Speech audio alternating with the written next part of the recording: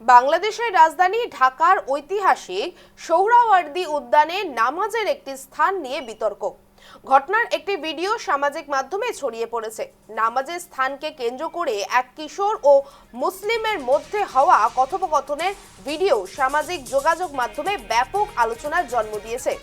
ভিডিওতে দেখা যায় সেখানে মসজিদ নির্মাণের পক্ষে বক্তব্য দিলে এক কিশোর আপত্তি জানিয়ে বলে এটি সরকারি জমি এবং আশেপাশে পর্যাপ্ত মসজিদ থাকায় নতুন করে আরেকটি মসজিদ নির্মাণের প্রয়োজন নেই। এই সময় এক মুসলিম কিশোর প্রশ্ন করে, তুমি কি হিন্দু? জবাবে কৃষ্ণ বলে যে না, আমি মানুষ। এই সংলাপটি সামাজিক যোগাযোগ মাধ্যমে ব্যাপকভাবে ছড়িয়ে পড়ে এবং ঘটনাটি নিয়ে দেশ জুড়ে আলোচনা শুরু হয়।